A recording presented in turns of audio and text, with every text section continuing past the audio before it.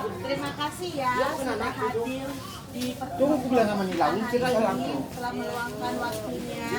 Oke, ibu-ibu, sebelum kita mulai pertemuan kelompok kita hari ini, marilah kita membacakan doa menurut agama masing-masing. Doa dimulai. Doa selesai. Oke, ibu-ibu, saya hanya sekedar mengingatkan pembelajaran kita sebelumnya. Sebelumnya pembelajaran kita ada yang Masalah anak dan cermat menabung.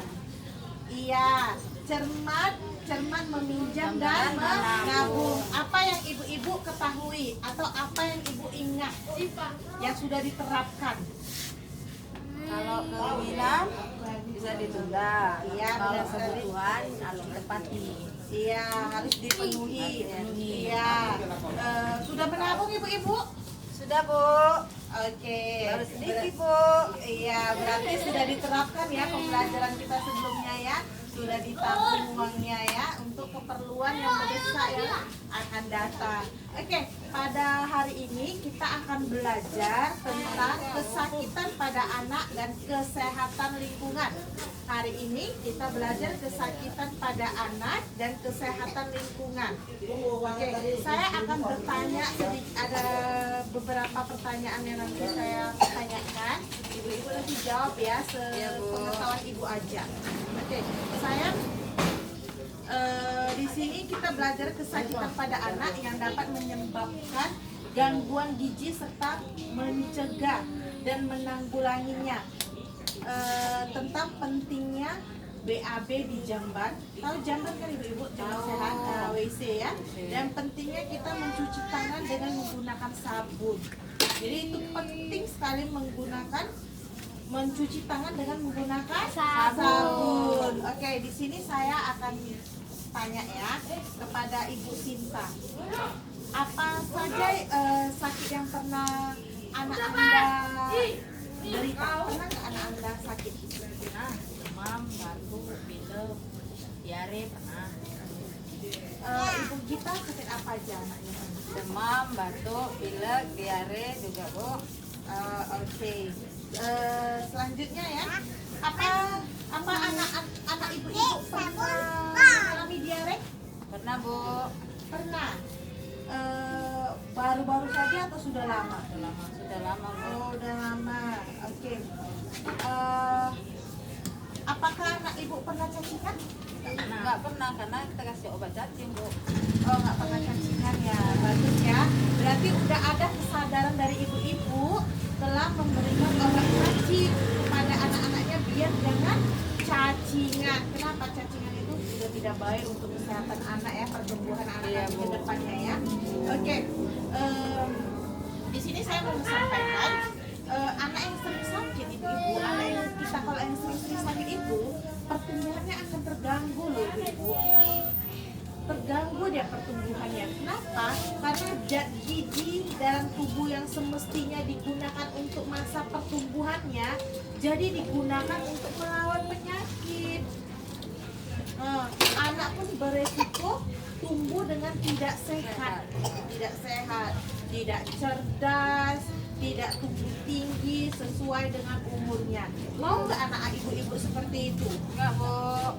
Enggak ya, nggak ada yang mau pastinya ya kan. Siapa yang mau anaknya sakit-sakitan?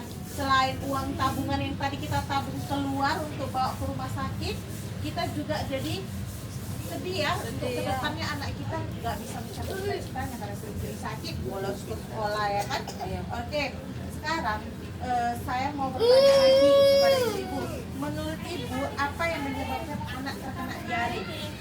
Lingkungan yang tidak Apa? Beli apa? berarti karena ya?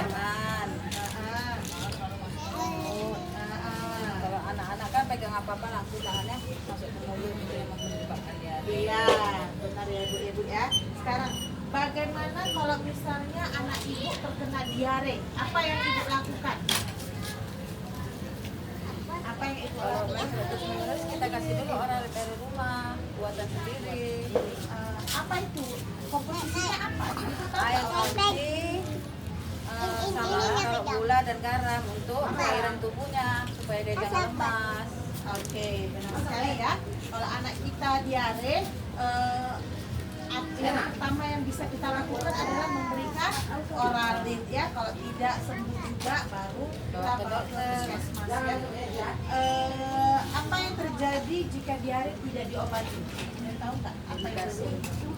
Iya, dehidrasi. Anak itu karena banyak mengeluarkan cairan menjadi lemas juga nggak bisa melakukan aktivitas dan bisa juga meninggal ibu. Jadi kita harus tahu penanganan yang tepat kepada anak-anak yang sudah kena diare. Oke, bagaimana cara kita mencegah agar anak kita tidak terkena diare? Bagaimana upaya ibu-ibu untuk anak saya jangan sampai terkena diare? Bagaimana Menjaga kebersihan itu, Bu. Iya, kita harus menjaga kebersihan Selalu mencuci tangan, menggunakan sabun. Jadi kita harus selalu menjaga kebersihan di rumah maupun di luar, menjaga kebersihan anak ya. Oke. Di sini saya akan menjelaskan sedikit terjadinya penyakit atau infeksi menular merupakan salah satu faktor penting yang mempengaruhi pertumbuhan dan perkembangan anak ibu-ibu. Penyakit menular adalah penyakit yang disebabkan oleh masuknya bibit penyakit ke dalam tubuh. Jadi ada bibit-bibit yang dari luar masuk ke dalam tubuh karena lingkungan atau perilaku yang tidak bersih dan tidak sehat.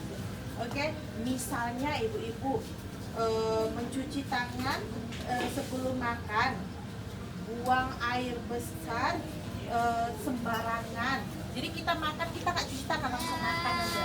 Itu juga bibit-bibit penyakit masuk ke tubuh ya. Iya, buang air besar sembarangan ibu-ibu, tidak dijamban. Di sini ada nggak perilaku seperti itu? Tidak ada, syukurlah ya. Ibu-ibu semua tidak seperti itu ya. Terus jadi ibu-ibu tahu nggak bagaimana cara mencuci tangan yang benar? Bagaimana cara mencuci mata yang Cuci benar? tangan di air yang mengalir, Bu, pakai sabun. Iya, dialirin mengalir Air yang cuci mengalir. tangan. Iya. Oke. Kita mencuci tangan dengan sabun menggunakan air bersih yang mengalir pada saat sebelum makan, Sesudah makan, Iya, makan, buang air besar. iya, sebelum menyusui, sebelum memberi makan bayi, sesudah memegang hewan-hewan unggas. Ada yang dari ibu mau tanyakan? Nggak ada. Oke, sebelum kita menutup, marilah kita melakukan satu permainan. Melisa menari di atas menara. 1, 2, 3. Melisa menari di atas menara. Menari di atas Melisa. Ya, oke. Benar sekali ya, semangat ya ibu-ibu ya. Iya, Bu. Oke. Untuk saya berharap pelajaran kita hari ini dipraktekkan ya di rumah ya. Iya, Seperti Bu. kita praktek ke menabung, ini juga kita praktek jaga kesehatan anak-anak kita ya. Iya, Bu. Dipraktekkan di rumah pelajaran hari ini. Terima kasih ya Bapak Ibu telah mendengar sedikit arahan dari saya. Terima kasih juga ada kemasukan buat kami, Bu. Oke, minggu depan kita akan belajar tentang penelantaran dan eksploitasi. Jadi minggu berikutnya kita akan belajar tentang penelantaran dan eksploitasi. Oke, jadi sebelum kita mengakhiri kelas kita ini, marilah kita berdoa dulu.